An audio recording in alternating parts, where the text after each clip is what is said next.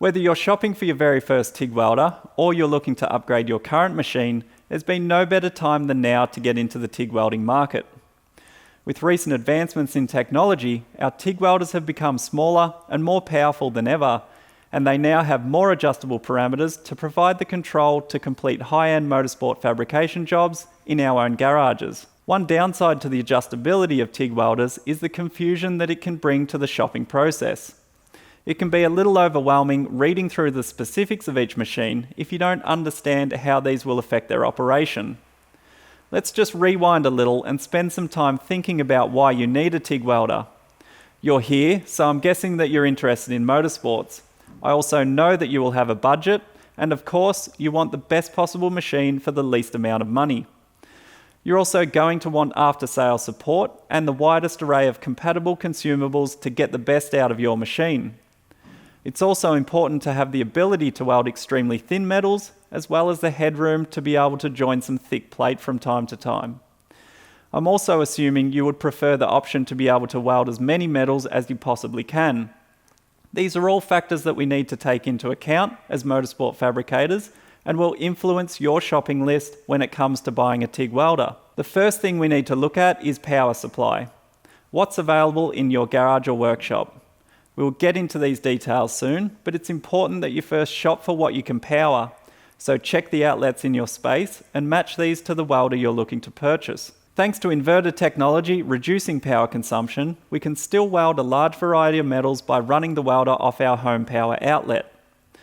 Welding heat, or output as it's usually referred to, is measured in amperage and will be the first variable that we come across in the designation of TIG machines.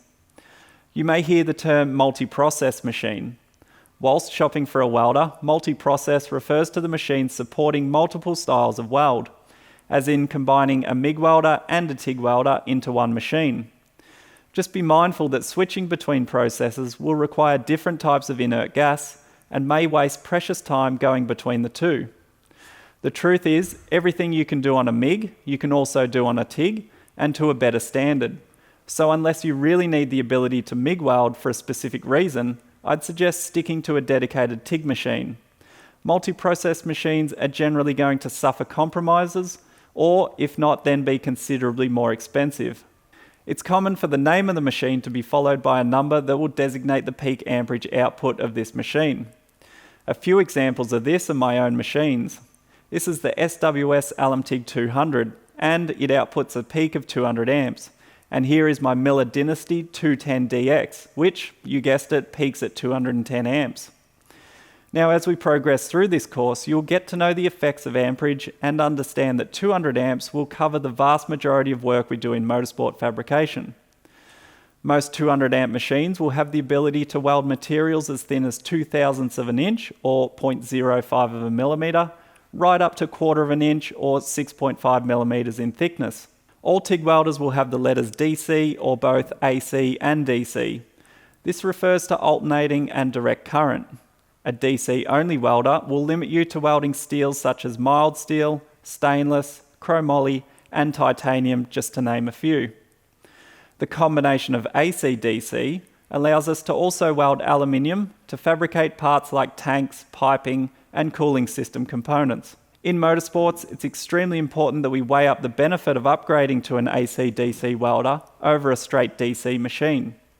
This allows us to work with aluminium, and it comes in handy more than you'd think. When I first started out, I didn't think I'd have much use for the AC component of my welder, but it was only a couple of weeks before I was using it pretty often, so I definitely recommend stretching the budget to an AC-DC machine if you can. You might also want to take a closer look at the quality of the attachments that come with the welder when you're shopping around. It might work out cheaper in the long run to pay a slightly higher price and get a complete setup that already includes a foot pedal, a quality flex head torch, a gas lens kit, and some extra consumables at the same time. Machines designed for motorsport use will usually have this listed in their description, and this will give you an indication of its suitability and differentiate itself against more industrial machines with further refinement to the programming and settings to handle intricate fabrication work. As we progress through this course, it's going to become apparent that more settings and more versatility that your machine has to offer, the more control and refinement you have over your welding. But for right now, the most important aspect of buying your machine is that you have everything needed to begin welding. The majority of welders will be supplied with a gas regulator, an earth lead, a TIG torch, and it will be up to you to get an argon bottle, tungsten electrodes, filler rods, and your personal protection equipment or PPE, such as your helmet and gloves. That was just one module from our practical TIG welding course. If you want to learn more about TIG welding, or you're looking to apply it to your car or motorcycle, then this course will be perfect for you.